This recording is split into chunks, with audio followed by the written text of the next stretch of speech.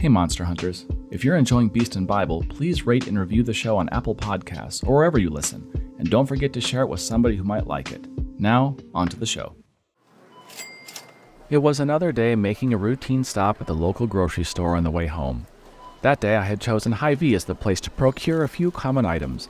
Things like dish soap, toilet paper, chips, salsa, and sparkling water were just a few of the things I had put in my cart. Nothing fancy.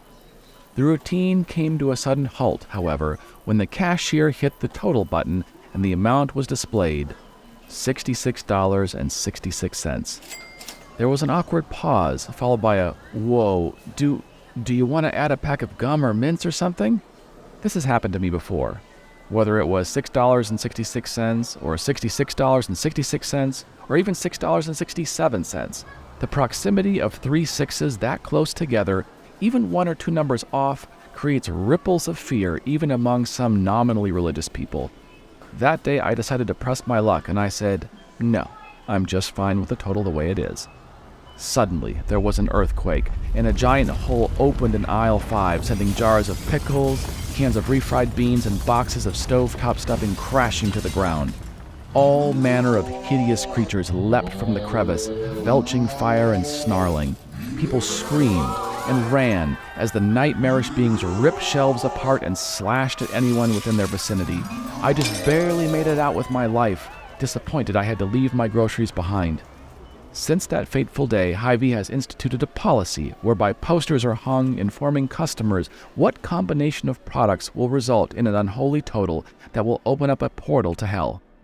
No, of course that didn't actually happen, but based on the way some people behave around the 666, you'd think it was a real possibility.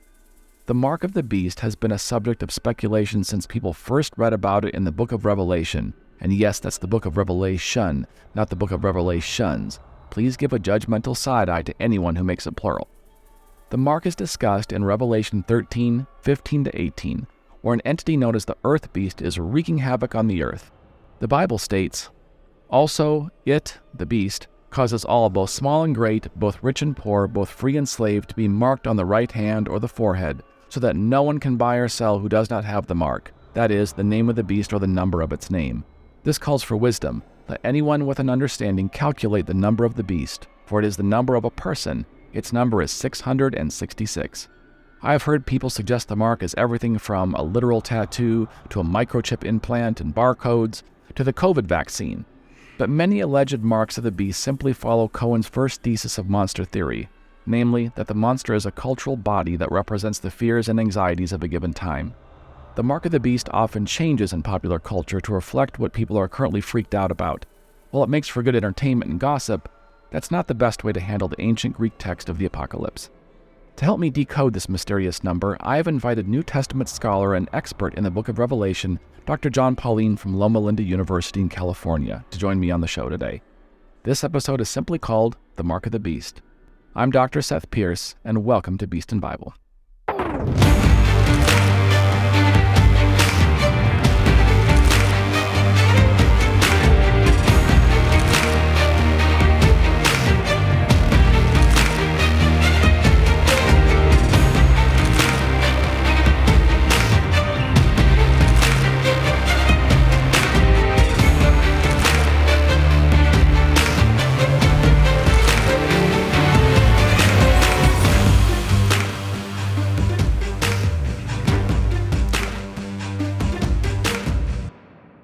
Dr. Paulien, thank you so much for being here with us today.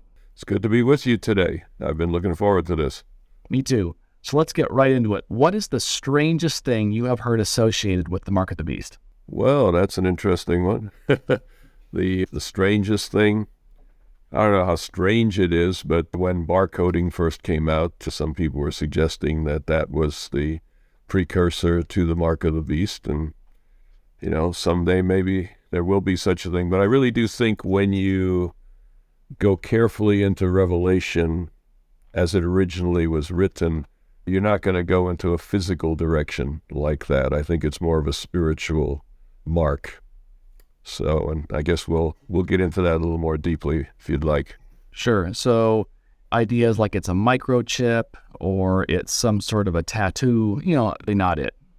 Yeah. Well, I remember there was a time when Ronald Wilson Reagan had 6 digits in each of his 3 names, and some people thought maybe he was the 666, the mark of the beast. So, I mean, people are curious about it and willing to try almost anything to try to resolve it. I think very few have really carefully looked at the text in its original context to try to understand. God chose to give revelation in 95 AD, not 1995 or 2025. Right. He did that for a reason, and it had to make some sense then. That doesn't mean that what they could have understood covers everything. No. But if it made no sense to them, then there would be no point in God giving it in 95 AD. Sure.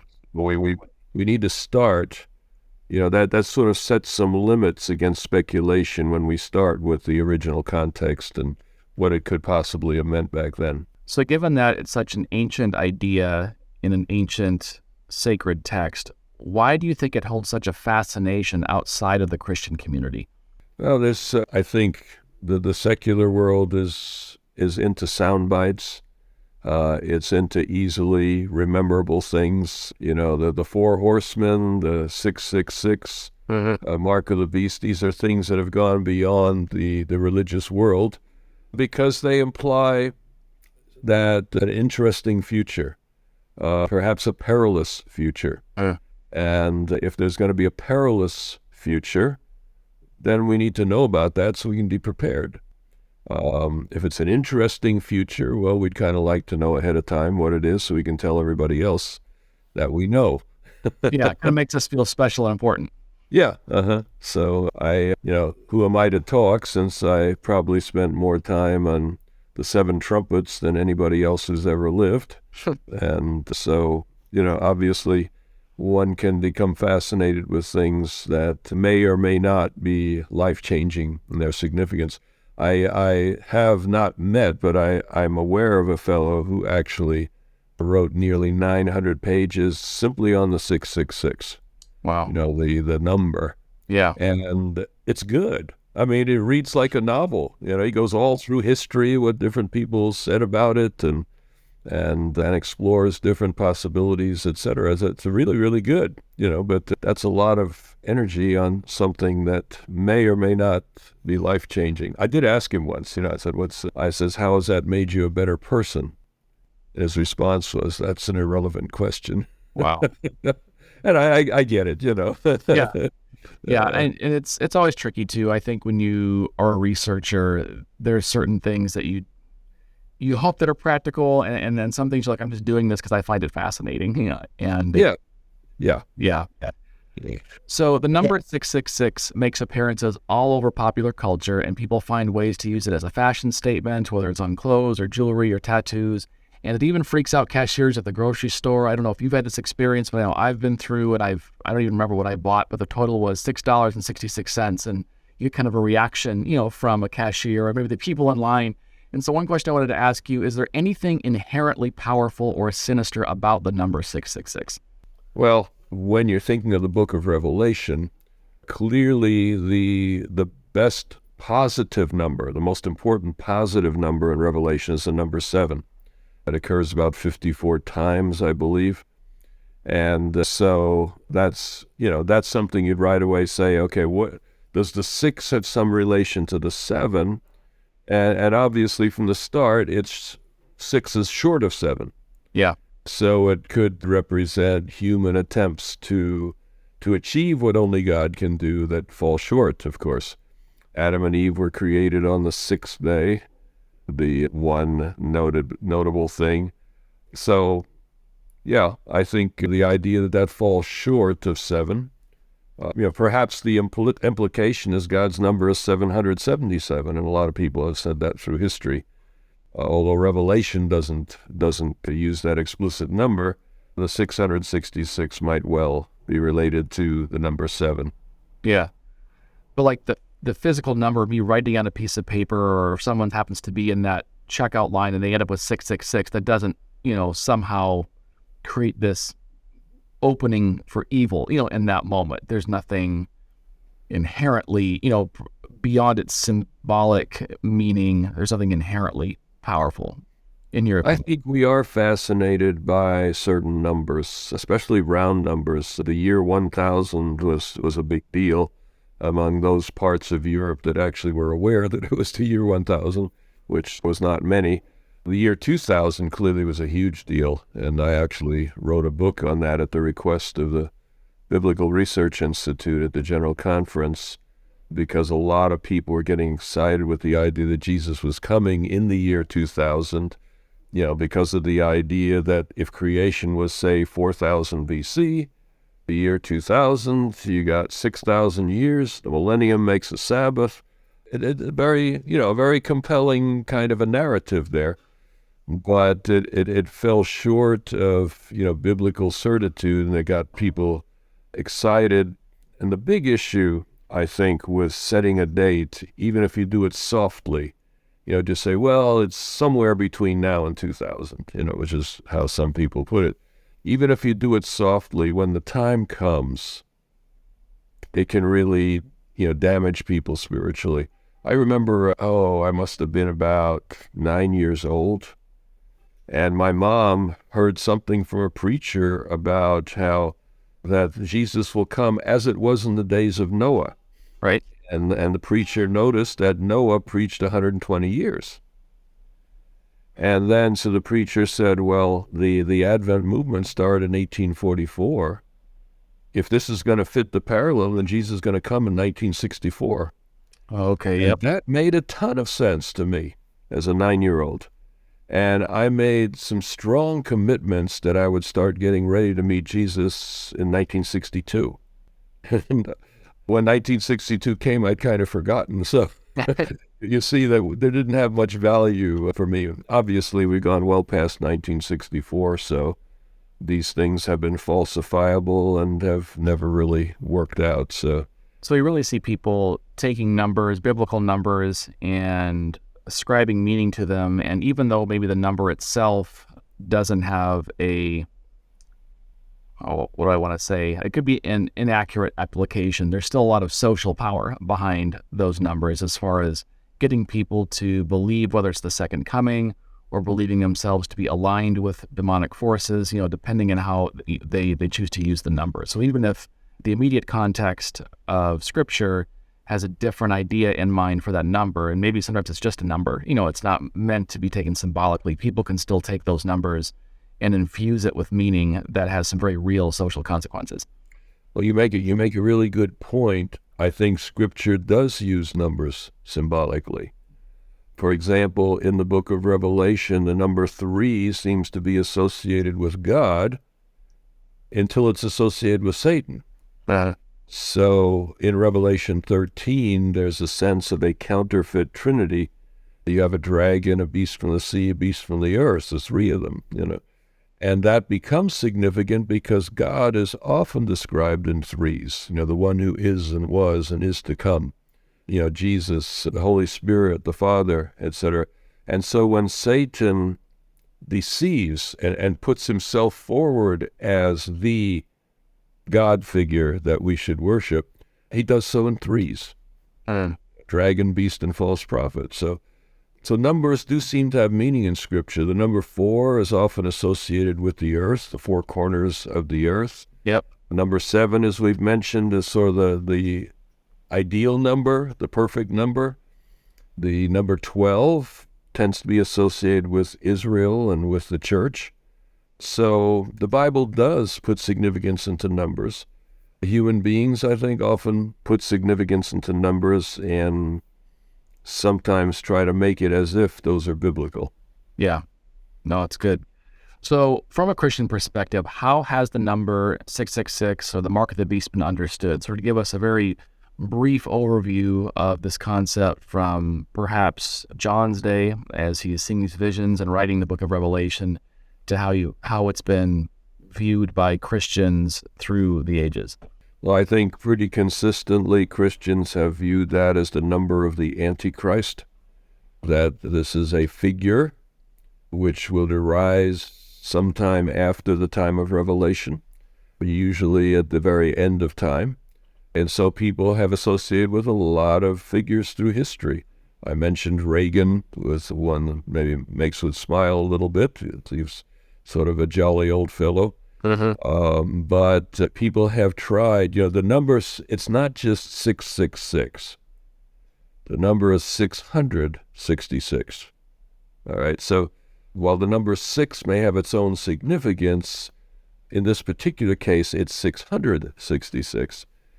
And so people have been trying to figure out, can we find somebody in history who's, where the number 666 is important? Or, to figure out maybe their name, if the numerical value of the name would point us in the right direction. And so you've had quite a few people who have taken names of significant figures and tried to associate with the 666. One that's very popular among scholars is the idea Kaiser Neron, Nero Caesar. Yeah. Is it Latin or is it in the Aramaic? I'm not sure exactly which language off the top, but people counted that and found out that it added up to 666, and they figured that must be the obvious point here, that he's pointing to the Roman emperor. On the other hand, it's very clear that this number is associated with the end of time, and Rome was not the end of time. Right. John may not have been clear on that, how long things would go. He said it's very soon, It's very near. So God may not have revealed to John any kind of sense of the length of time. But clearly, if this is a prediction arising from the inspiration of God, Nero must not be the answer to that question. Is there any sort of consistent method people have used for calculating these names? Because it seems like, I've had things too. I pastored for 16 years. I remember getting phone calls. FDR was one. Someone was claiming that they had figured out that it was Franklin Delano Roosevelt. And then I've had Michael Jackson. I had a theory working out names, and it seems to be a little bit, or I should say a lot of subjectivity as far as people's calculation. Well, even Barney, do you remember that cute purple dinosaur? Yep. But he figured out that cute purple dinosaur adds up to 666 in Roman letters. So I dislike Barney enough that I don't mind someone making that might actually work out for you. Yeah. That or Teletubbies. That was also a weird show that gave me the creeps. Strange. Yeah.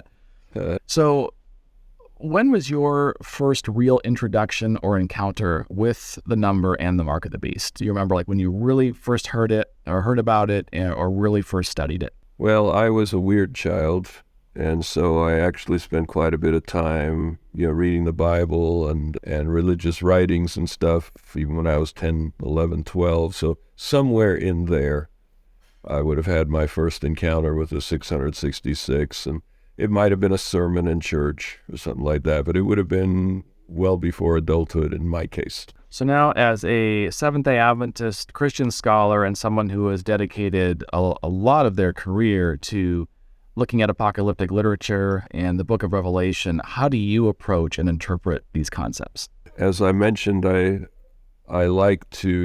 think that when you do a careful exegesis of the text, you'll see that the issues in the final crisis are spiritual ones. And so, just an intellectual identifying this is good, this is bad.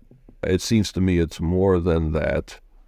Two ways basically you can go about it. One is to, look for significance in the number. And I mentioned the number 6 falls short of 7. It's 1/2 of 12. 12 represents Israel, the church. Well, this is 1/2. So the number seems to be counter to God's numbers. Right. And so as a symbol of opposition, this is very, very strong. One thing that they could have noticed, the book of Revelation alludes to the Old Testament constantly. And whatever symbol it is, you want to at least see, is it in the Old Testament? And the interesting thing about it is that in the reign of Solomon, this is mentioned twice, in the reign of Solomon, it mentions in both Kings and Chronicles that his income was 666 talents of gold. Yes. In a year. And it happens to come right between the Queen of Sheba story, which is sort of the high point of Solomon's career, when he was faithful to God and people were amazed at his wisdom and they came to learn about God because of Solomon. And then the next story in Kings is the story of him marrying an Egyptian princess who then leads him to build an idol temple on Mount of Olives, opposite the Temple of Solomon. So Solomon's downhill begins right after this. So C.H. Dodd was a very famous New Testament scholar, and he wrote a book called According to the Scriptures. And what he did was examine each of the 276 places where the New Testament quotes the Old Testament without question. All right? And he studied those to say, how does the New Testament use the Old Testament? And he drew a very interesting conclusion. And the conclusion was New Testament writers do not use the Old Testament as a source of proof texts. They were not quoting the Old Testament to prove the point that they were making. They quoted the Old Testament as a pointer to the whole background. And so, for example, it says that Jesus, when he was a child, went to Egypt. And Matthew says this fulfilled prophecy because it says, out of Egypt I called my son. Okay? And that's Hosea 11. But if you go to Hosea 11, it's not a prophecy. It's a symbolic description of the Exodus story. So he's not going to Hosea 11 and saying Hosea predicted Jesus would go to Egypt. That's not what he's saying, because Hosea didn't predict that. So what's going on here? Well, when you study the Old Testament prophets with some care, you discover the Exodus becomes the model for God's future actions. So God, when he works with the prophets, uses the language of the prophets' past to describe the future. And so Hosea is telling the story of the Exodus. In the Old Testament prophets, whenever the Exodus is brought up, it almost always is pointing to God's future interventions for Israel. And the New Testament takes a lot of those and refers them to Christ and beyond. So what Matthew seems to be doing is saying, here is a pointer text to the way prophets use the Exodus. And so that means that just as the Exodus is a model for what God will do in the future, it was also a model for Jesus that he would have to go down to Egypt because Jesus was a new Israel. So as the new Israel, Jesus goes down to Egypt. He passes through the waters in his baptism. He goes into the wilderness for a period of 40.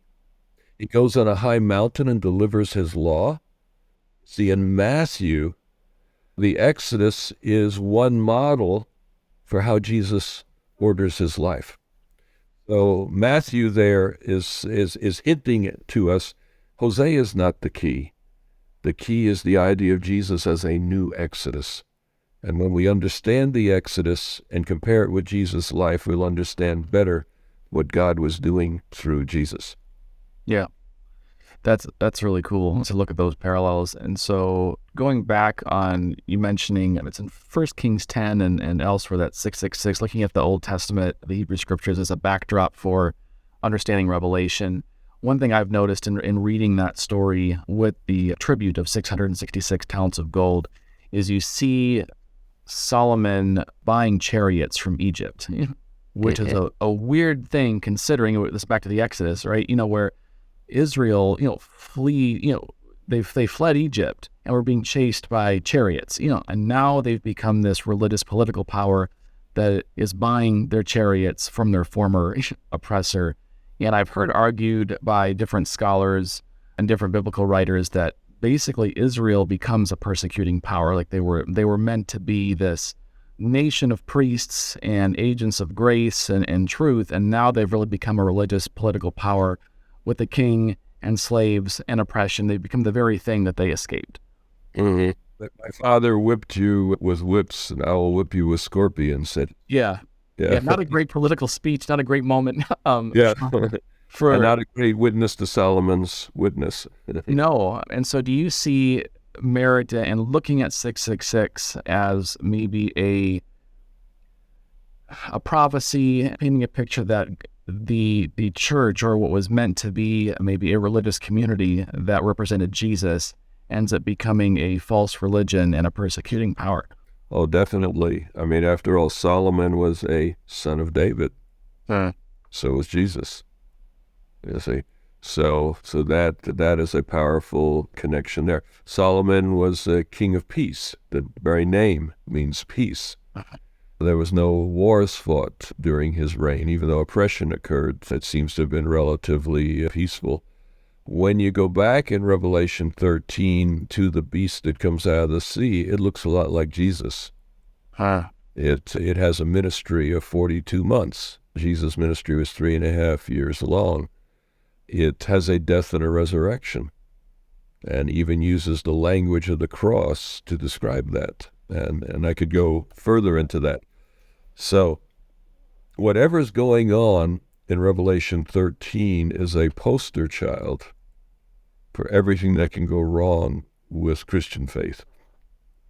And so Seventh-day Adventists have understood that history, pointing to the historical shortcomings of the Christian church.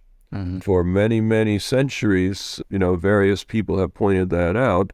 Adventists have been among the loudest, and it's maybe not even popular today to do that, but here's the point. In schools today, history has been rewritten to some degree.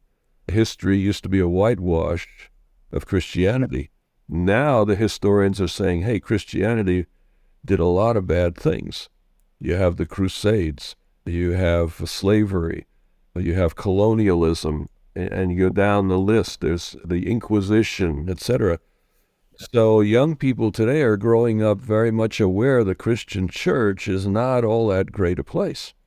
It has done seemingly almost as much harm as it has done good. And so a lot of the younger generation is looking in other directions. Now, how would I explain that as a Seventh-day Adventist? I would say simply this, that we believe that there is a cosmic conflict in the universe, that God and Satan are at war within the universe, and that's a battle that encompasses everything. It encompasses every nation, every religion, every political party, every denomination, every individual. It's all part of that battle. The New Testament says, that taking captive our thoughts, it uses military language for that. Taking captive even our thoughts is so critical. We're all part of that battle. Yeah. Ephesians 6, the armor of God to fight against the attacks of Satan.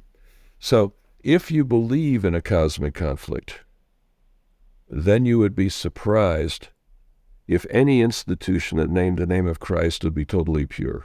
And so Revelation 13 may point to some specific issues in the Middle Ages, and I believe it does, but those issues are not given for us to point fingers at other religious groups. They're given to us as warnings, there, but for the grace of God, go you and your organization. Right. Collective selfishness is an ugly thing, but it's very natural anytime human beings get together. We protect our turf. Yes. I'm sure that doesn't happen at Union College. Even in Christian universities, you can't move forward on anything because someone's saying, well, we've always had this number of classes and we're not going to accept one less, Right. So, yeah. So the fact of Christianity as a flawed religion, I think, is a reality, and that's what Revelation 13, in my view, is all about. God is saying, I'm not going to be surprised. When that time comes, don't be surprised. And there will be people within that medieval church who will be my people. They'll be truly faithful. They will be giants of their time. I'm not going to name names, but there are some through history where people have said, wow, this is a uniquely special person. At the same time, some horrible, horrible things. Millions of people were persecuted, martyred, etc., by the medieval church. Yeah. So it's a very, very disturbing picture, but at the same time, God was still working there. There were still his people there. And I think we can take comfort in that when we see flaws in our own denominations, to realize that's part of the cosmic conflict, part of that big picture. And it also means God is still working with us. Yeah. So when we see flaws in our own denomination, God has not given up. He's still with us. Yeah. And I found people in this background that I've just had immediate kinship with and said, wow, this person believes differently than I do, but boy, this person is really sold out on God, and God can use a person like this. So to me, it's encouraging to know that God has not given up on any entity. Yeah. At the same time, the warning is be very much aware that being human is going to do harm as well as good. Yeah. No, that's good. And tying it into the theme of the podcast, you see in Revelation 13 this sort of monstrous entity, and kind of a warning that even if something starts out fresh, and I'll put pure in quotes, there's always this tendency for it to become monstrous. As you pointed out, Christianity has a long history of doing amazing things and also being monstrous. I can't remember the name off the top of my head, but I read a book from a missionary who was saying, one thing you never do when you're sharing your faith with people who've never heard of Christianity is you don't start by defending the church. You'll never win that. You start with Jesus. And you maybe even start with an apology. Yeah. Yeah, and then see if Jesus is a subject they're willing to consider. Yeah. When I hear those sorry stories, an apology is the immediate reaction that I think is fairly appropriate. Now, here's the thing, is you were bringing up 666, and the medieval church is very interesting. For about 1,000 years, the medieval church was run by a leader who adopted the title Vicarius Filii Dei, Vicar of the Son of God. Uh-huh. And that was an official title of the leader of the church from about 750 A.D. to about 1800 was the official title. You don't find it, I think, on the Vatican website today, and you wouldn't have found it in the early centuries of the church, but it did fit that whole period in there. And it's interesting that Vicarius Filii Dei in Latin numerals does come out to 666. So I don't think by itself that's a powerful argument at all, but it's just interesting that if Revelation 13 is focusing on the medieval church, it's interesting that the crowning title of the leader of the medieval church would happen to be fit 666. So it's a number that fascinates people, but by itself it's not the best evidence of what the fulfillment will be. But it's a subsidiary piece. Yeah, and it's interesting, and this makes me think of your comment, except by the grace of God, go I, or you, or all of us. Is when you read in the New Testament, there's moments where the biblical writers have mentioned the spirit of the Antichrist, or the Antichrist is in the world, and it's always they've come out from us. It's never like those people over there. It's always out of our own community. And that's the sobering part is we always, and this is just my perspective, I think we really if we can nail that number down to one specific individual, we can blame them for everything, as opposed to looking at it and saying, this is, there are certainly historical and future fulfillments, specific fulfillments. However, the grand theme of this number and this concept is, if I am not careful, I can easily go from being a follower of Christ to having the spirit of Antichrist and being more consumed with my own power and my own way, and end up doing some very cruel and monstrous things. Yeah. No, very, very much the case. You're familiar with the concept of a poster child? Yes. Especially entities that, desire donations to help feed children, etc.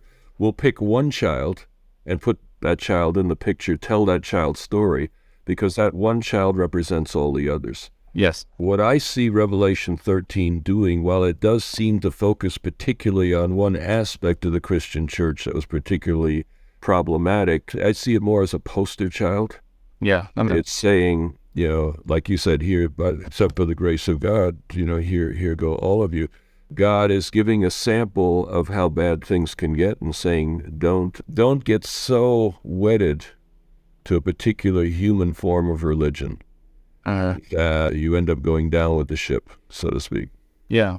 So just a question that comes to mind is, as you're looking around the contemporary Christian landscape, where do you see areas, not focusing or highlighting any particular institution or denomination, but where do you see just general areas that Christians need to be a little bit more careful in because we're acting a bit monstrous? Well, a very important concept, I think, in recent philosophical thought is the concept of empire.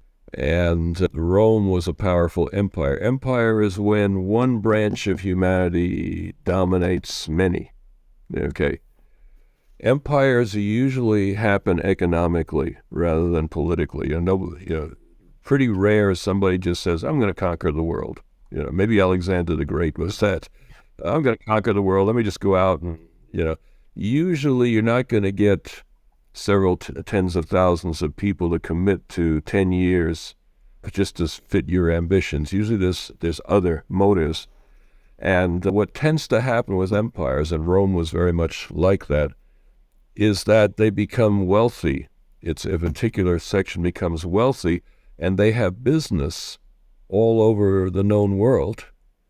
But then the problem is when you've got business, there's always bad actors out there who are trying to steal and so on.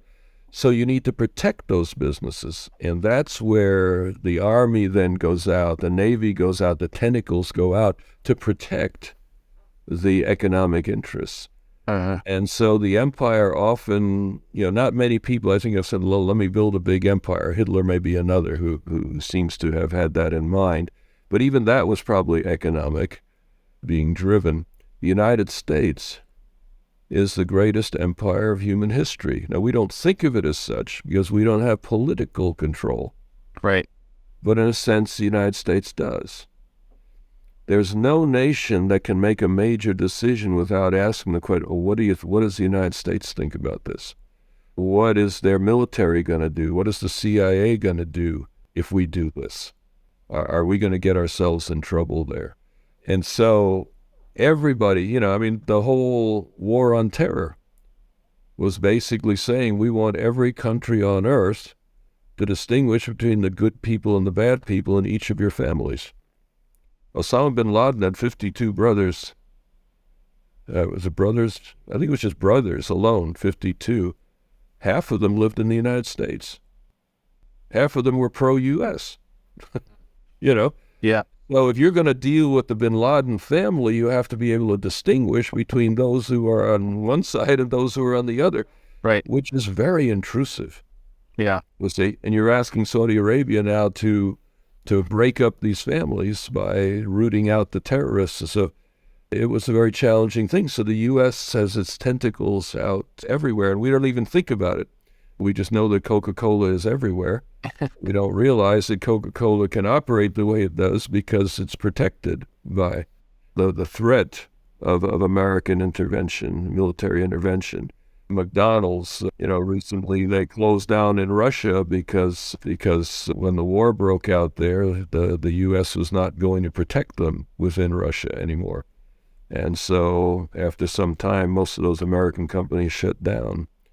But should peace come and the United States and Russia get back together, I would imagine many of those companies will be back in as fast as they can go because it was good business. Yeah. Yeah. So this brings up another interesting thing. There's a lot of discussion in the U.S. and in prophecy, at least historically from a Seventh-day Adventist perspective, of Christian nationalism. Do you think Revelation speaks to this issue? And do you think people who have studied particularly the earth beast in Revelation, which I believe historically from an Adventist perspective has been the United States, do you think people have forgotten the U.S.'s role and the elements of Christian nationalism and how that might play out as things move towards an end-time eschatological fulfillment? Yeah, that's a great point to bring up here because that goes back to what we were talking about earlier. God and Satan both at work in every entity. And I think many Christians have embraced the United States as sort of the last bastion of Christian faith. Europe has kind of given it up. The United States within the Western world is the largest and the wealthiest body of Christians anywhere. So if the gospel is going to go forth, it's going to, emanate to some degree from the United States. So many have embraced the United States as the protector of Christian faith, a defender of Christian faith. And Christians can go around the world and witness for the gospel because the United States makes that possible, with its protection, etc. So a lot of people have embraced American nationalism, but I think Scripture would give us a big caution on that.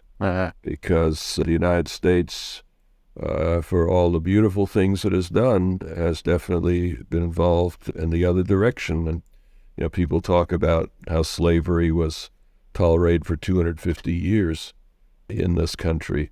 People have noted that the Native Americans were forcibly removed. People talk about the Chinese immigrants working almost as slaves to build the American railroads and the internment of Japanese in World War II, etc. So, you go through all of that and you realize that even though it's one of the brightest and best of all human experiments, it's still seriously flawed. And so I think it was probably countercultural back in the 19th century for Adventists to identify the United States as one of the beasts. Yeah. As an empire with fearsome potential. I think we can see today that is an interpretation that makes a ton of sense.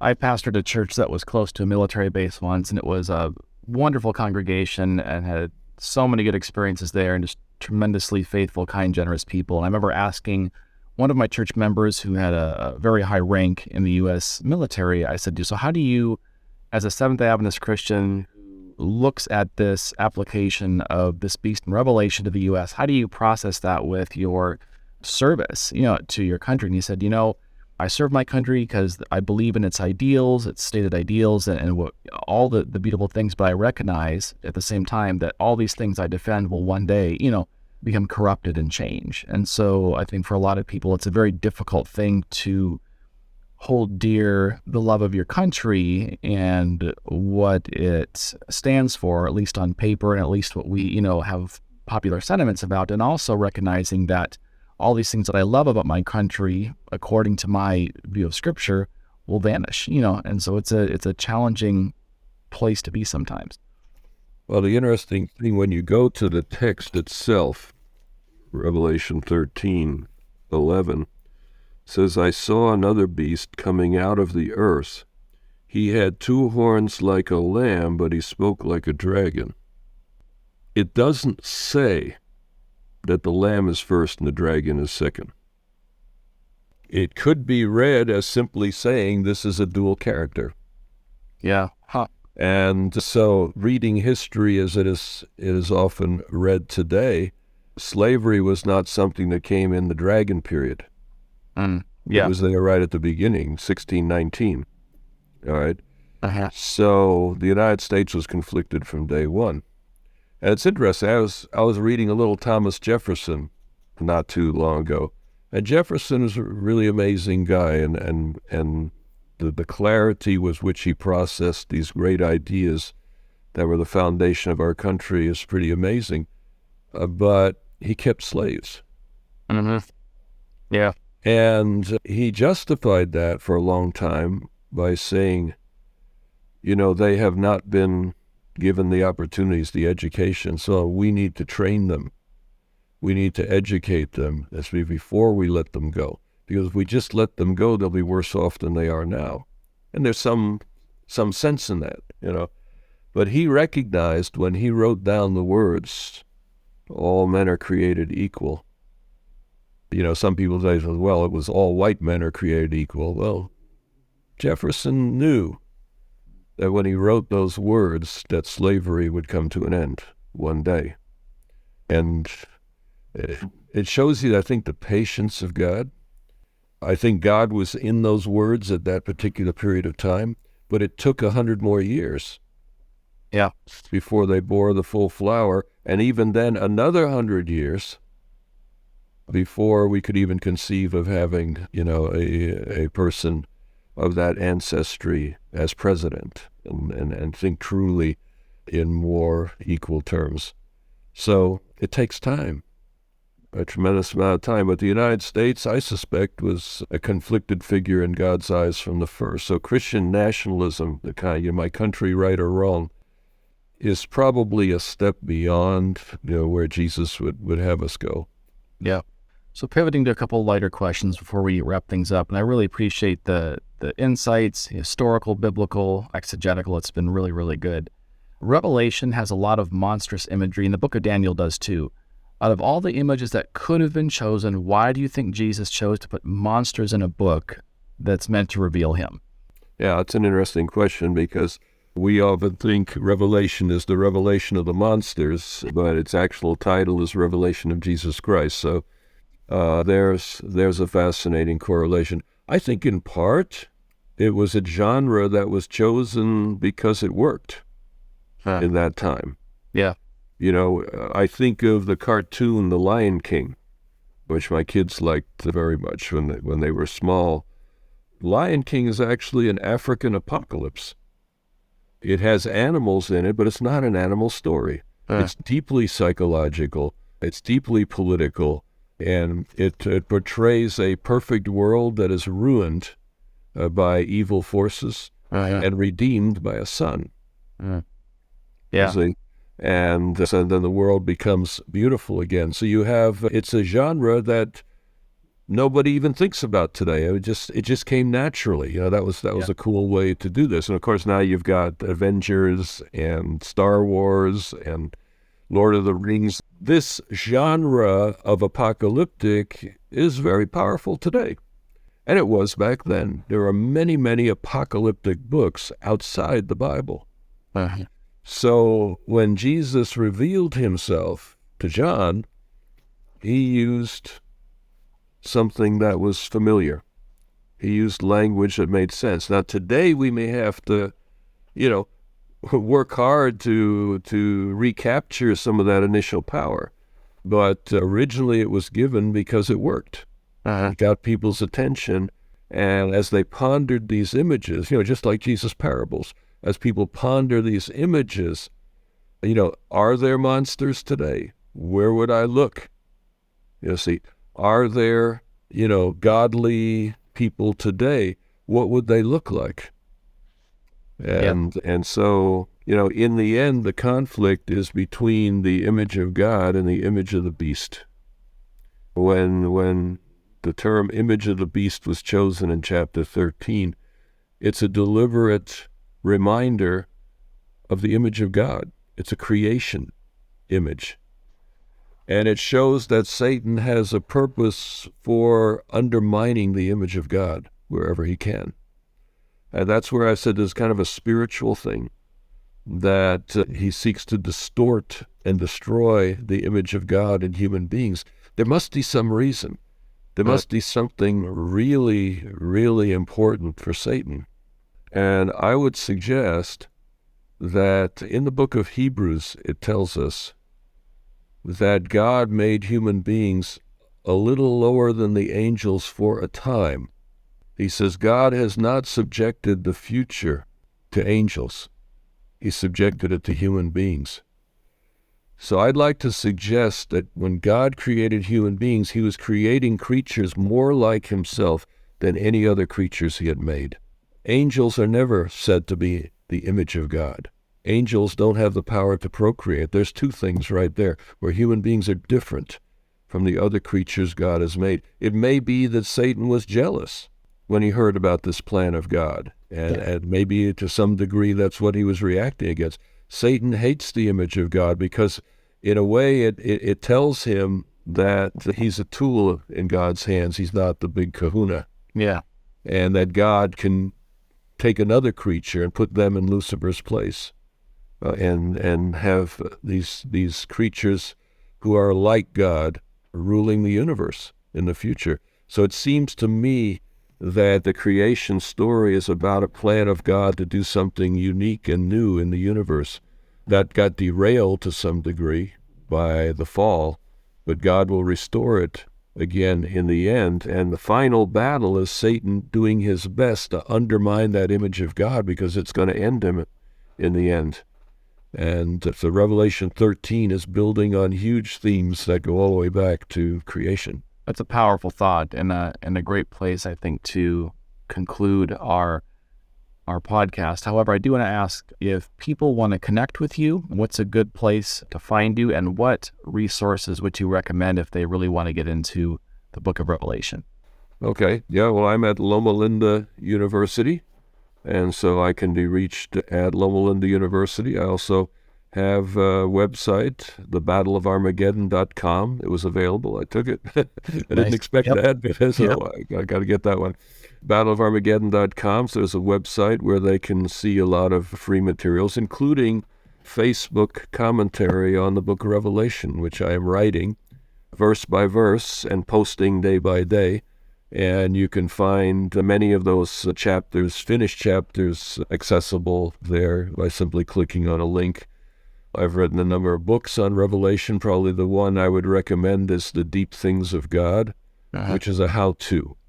Okay. It teaches people how to study Revelation so that they don't read themselves into the book, but let the book speak for itself and teach us something.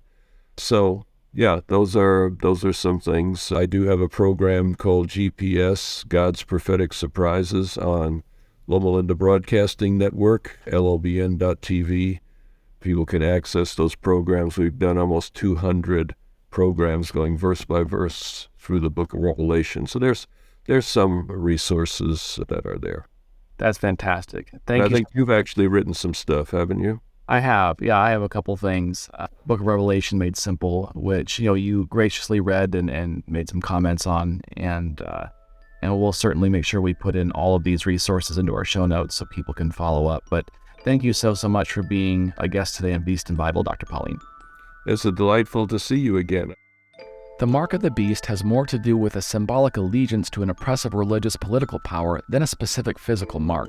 It represents those who try to force their worldview on others, being willing by any means necessary to make people believe what they do, sometimes on pain of death.